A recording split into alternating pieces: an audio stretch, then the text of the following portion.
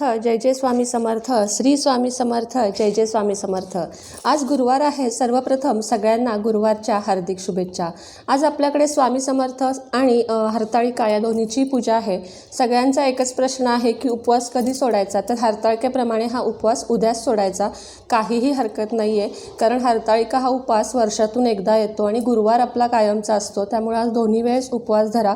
ज्यांना झेपत नाही आहे त्यांनी संध्याकाळी सोडलात तरी चालेल आणि ज्यांना उपवासच झेपत नाही आहे त्यांनी दोन्ही वेळेस लाईट आहार घेतला तरीही चालेल. चला तर मग आजच्या व्हिडिओला सुरुवात करूया. आज ना खूप रिक्वेस्टेड आणि छान असा विषय मी घेऊन आलेली आहे की गणपतीमध्ये आपल्याला जे उपाय करायचे आहेत, मुलांचं अभ्यासात लक्ष लागावं म्हणून काही खास उपाय मी तुम्हाला आज सांगणार आहे आणि तेच उपाय ऐकण्यासाठी सगळेजण खूप आतुर आहेत, मला माहिती आहे. चला तर मग आजच्या विषयाला सुरुवात करूया. आता आपल्याकडे जेव्हा गणपती येतात तेव्हा जो आपण पाठ किंवा चौरंग मांडतो त्याच्याखाली आपल्या मुलांना परीक्षेमध्ये जो विषय अवघड जातो किंवा ज्यात त्यांना उच्चांक गाठायचा आहे अशा विषयांची पुस्तके, नोट्स सगळे काही ठेवावे. एक 5 दिवसाचा गणपती असो किंवा 10 दिवसाचा गणपती असो, तुम्हाला तिथून ती पुस्तकं हलवायची नाही आहेत. आणि तसेच विसर्जन झाल्यावर गणपतीच्या बरोबर खाली तुम्हाला ही पुस्तके ठेवायची आहेत. आणि दुसऱ्या दिवशी आपण जेव्हा डेकोरेशन काढतो तेव्हा ती पुस्तकं परत घ्यायची आहेत. गणपतीजवळ प्रार्थना करायची आहे की मला या विषयाची भीती वाटते किंवा मला या विषयात यश मिळवायचं आहे आणि गणपती बाप्पा तुम्ही विद्येचे देवता आहात, माझी एवढी इच्छा पूर्ण करा. मी मनापासून कष्टही करेन, अभ्यासही करेन, पण मला तुमचा आशीर्वाद हवा आहे. कष्ट आणि अभ्यास करणं हे महत्त्वाचं आहे. बरीच मुलं हुशार असतात पण त्यांना ऐन वेळेस परीक्षेमध्ये भीती वाटते. अशा वेळेस काय करावं? उच्च अधिकाऱ्यांच्या परीक्षा असतात, इंटरव्ह्यू असतात, खूप तयारी करतात पण ऐन वेळेस मागं पडतात. अशा मुलांसाठी काय करावं? तर हरभरा आणि गूळ, ओले हरभरे भिजवायचे. आपले काळे जे हरभरे असतात ते भिजवायचे. 101 हरभरे घ्यायचे त्यातले आणि तुम्हाला जप करायचा आहे, ओम गम गणपते नमः. एका हरभऱ्याबरोबर 1 जप. असे करून गूळ आणि ते हरभरे गणपतीसमोर नैवेद्याला ठेवायचे आहेत आणि नंतर ते मुलांनी खायचे आहेत. हा उपाय आईने केला तरी चालेल. ह्यातला प्रत्येक उपाय आईने केला तरी चालेल, कारण आई आणि मूल हे वेगळं नसतं.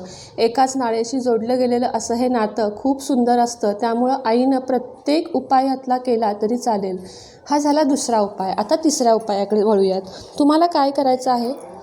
प्रत्येक मुलाकडनं, आपली जर मुलं छोटी असतील, 4 वर्षाची असतील, तर गायत्री मंत्र त्यांना शिकवायला, जर 4 वर्षाच्या आतली असतील तर त्यांच्याकडून गायत्री मंत्र म्हणून घ्यायला सुरुवात करा. अगदी डॉक्टरांनी, सायकोलॉजिस्टनी, सगळ्यांनी, शास्त्रज्ञांनी पण हे मानलेलं आहे की गायत्री मंत्रामध्ये खूप अशी मोठी ताकद आहे, जो म्हटल्याने, म्हणून घेतल्याने खूप मुलांची बुद्धी तरबेज होती आणि मुलांची एकाग्रचित्तता वाढते. 4 वर्षाच्या आतली मुलं असतील, जी म्हणू शकत नसतील, त्यांना मांडीवर घ्या आणि म्हणा. आणि पुढची जी मुलं असतील त्यांना रोज 11 वेळा, 108 वेळा न चुकता 5 मिनिट काढून गायत्री मंत्र म्हणायला लावा. मुलं तयारच नसतील तर तुम्ही म्हणालात तरी चालेल. इच्छा बोलून दाखवा की माझ्या मुलासाठी मी हे करते आहे आणि रोज 11 किंवा 108 वेळा तुमच्या वेळेनुसार गायत्री मंत्र करायला विसरू नका. गायत्री मंत्र हा सगळ्यात मोठा उपाय आहे आणि या गणपतीपासूनच तुम्हाला ह्याला सुरुवात करायची आहे, जेणेकरून त्याचं फळ आणि लाभ तुम्हाला चांगले मिळतील. आता त्यानंतर बघूया की मुलांचे तोंड कोणत्या दिशेला असावे. अभ्यास करताना मुलांचे तोंड शक्यतो पूर्व दिशेला असावे.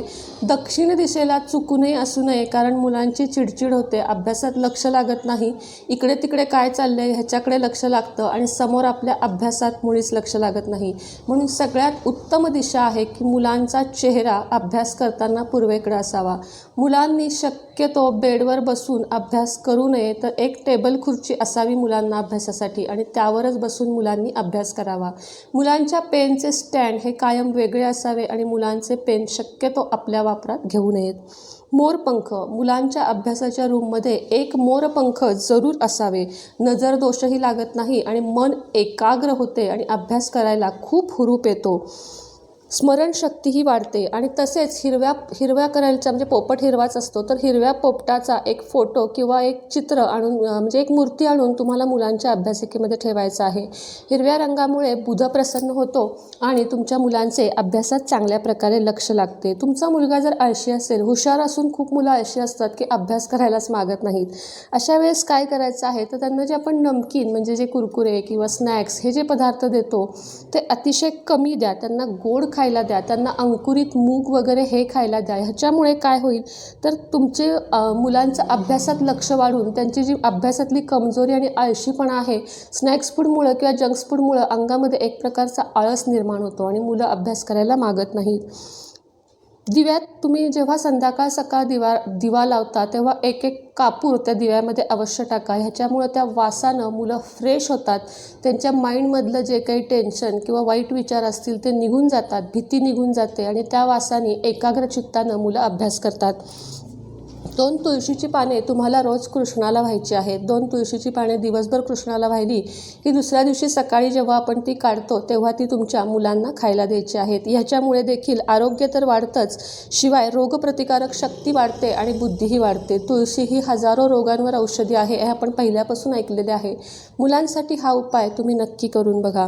परीक्षेच्या 5 दिवस आधी, म्हणजे समजा आता 5 दिवसानं परीक्षा आहे तर परीक्षेच्या 5 दिवस आधीपासून दही साखर मुलांना द्यायला सुरुवात करा. तुम्हाला आज 8 वाजता दिलं तर उद्या 9 वाजता, परवा 10 वाजता, असं 5 दिवस तुम्हाला 1-1 तास पुढं करून तुम्हाला दही साखर द्यायचं आहे. दही साखरेचं प्रमाण जास्त पण घेऊ नका, साधारण 4 चमचे दही बास, कारण त्यानं खोकला होण्याची पण शक्यता असते. दही साखर हे आपल्या आजी पंजोबांपासूनचा उपाय आहे. परीक्षेच्या आधी 5 दिवस हा उपाय तुम्ही नक्की करून बघा. मुलांना कधीही जास्त ओरडू नका. त्यांचा आत्मविश्वास वाढवण्याचा प्रयत्न करा. स्वतःवरचा विश्वास वाढवायला सांगा. त्यांना जे काही करायचं आहे त्या क्षेत्रात त्यांना अग्रेसर होण्यासाठी तुम्ही पुढाकार द्या. मुलांना ज्या त्या वयात आपोआप कळतं की आपल्याला काय बनायचं आहे. तुमची जबरदस्ती किंवा तुमची आवड त्यांच्यावर लादू नका. त्यांची इच्छा, त्यांचा कल कशात आहे हे साधारण 10वीपासून, इयत्ता 10वी ते 12वीपासून तुम्हाला कळायला सुरुवात होईल.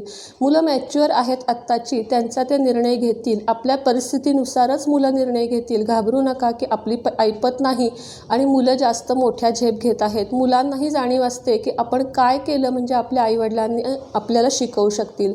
त्यामुळे मुलांचा फक्त आत्मविश्वास वाढवण्याचा प्रयत्न करा, त्यांना प्रेम देण्याचा प्रयत्न करा आणि सकारात्मकता. घरात भांडणेही असतातच, त्याला कुणीही काही करू शकत नाही, पण तरीही मुलांचे मन सकारात्मक कसे राहील ह्याचा प्रयत्न जास्तीत जास्त करा. त्यांच्या खाण्यापिण्यावरही व्यवस्थित लक्ष द्या. त्यांना पोषक आहार द्या. बदाम, अक्रोड हे पदार्थ त्यांच्या आहारात, तुमची परिस्थिती असेल तर, नाहीतर रोज मुठभर शेंगदाणे आणि गूळ तरी त्यांना खायला द्या. अंकुरित पदार्थ म्हणजे मूग, मटकी, हिरवे मूग तर अतिशय चांगले आहेत ग्रहानुसार पण आणि तब्येतीनुसार पण, तेही त्यांना द्यायला विसरू नका. अशी आज छोटीशी माहिती घेऊन मी आले होते. गणपती बाप्पांच्या चरणी हीच प्रार्थना आहे की आपल्या सर्वांची, अगदी माझीही मुलं अभ्यासात तरबेज होऊन त्यांनी चांगले भारत देशासाठी विकास घडवू दे आणि भारत देशाचा उत्तमात उत्तम नागरिक आपल्या मुलांनी बनवू दे. हीच गणपती बाप्पा चरणी प्रार्थना. श्री स्वामी समर्थ. जय जय स्वामी समर्थ. श्री स्वामी समर्थ. जय जय स्वामी समर्थ.